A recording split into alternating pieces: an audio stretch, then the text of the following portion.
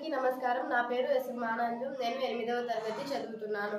ఈ రోజు నేను అలంకారాల గురించి వివరించబోతున్నాను. అలంకారం కావ్య సౌందర్యమును ప్రకాశింపజేయునవి అలంకారాలు. భాషకు సంబంధించిన అలంకారాలు రెండు విధాలు: శబ్దాలంకారం, అర్థాలంకారం. నేను ఈరోజు అర్థాలంకారం గురించి వివరించబోతున్నాను. అర్థాలంకారం అర్థమును ఆశ్రయించుకొని ఉండు అలంకారాలు అర్థాలంకారాలు. వీటిలో మొదటిది ఉపమాలంకారం.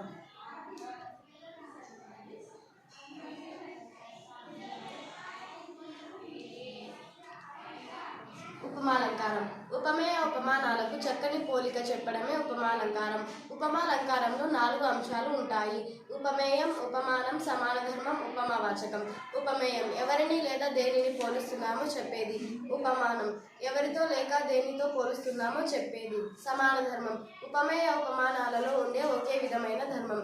ఉపమావాచకం ఉపమేయ ఉపమానాలను తెలిపే పదం. ఉత్ప్రేక్ష అలంకారం.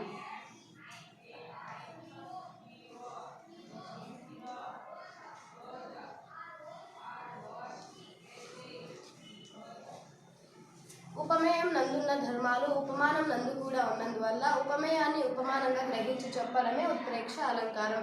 ఉదాహరణ: మండే ఎండలు నిప్పుల కలిమ అన్నట్లు ఉంది. రూపకాలంకారం.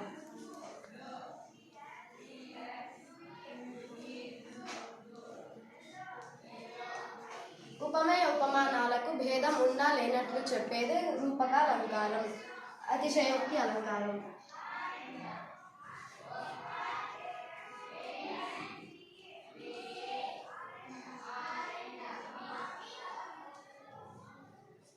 అతిశయోక్తి అలంకారం ఏదైనా ఒక వస్తువును లేదా ఒక విషయాన్ని ఉన్నది ఉన్నట్లుగా లేకోకుండా ఎక్కువ చేసి చెప్పడమే అతిశయోక్తి అలంకారం. ఉదాహరణ: హిమాలయ శిఖరాలు ఆకాశాన్ని తాకుతున్నాయి. స్వభావోక్తి అలంకారం.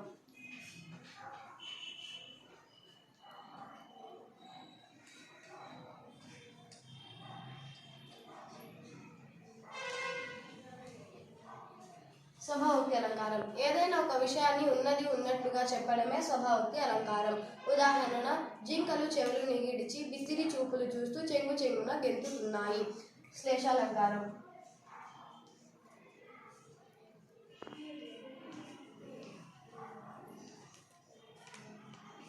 శ్లేషాలంకారం నానార్థములను ఉపయోగించి చెప్పబడేదే శ్లేషాలంకారం. అవి 3 విధములు: అర్ధశ్లేషం,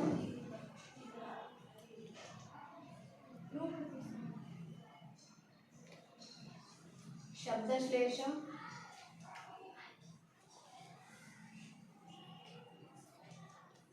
భావశ్లేషం.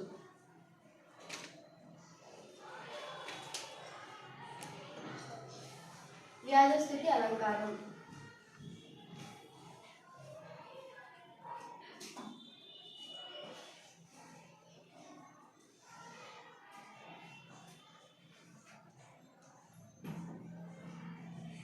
వ్యాజస్థుతి అలంకారం స్తుతిని రూపంలో నిందను గాని నింద రూపంలో స్తుతిని గాని చెప్పబడేదే వ్యాజస్థుతి అలంకారం. ధన్యవాదాలు.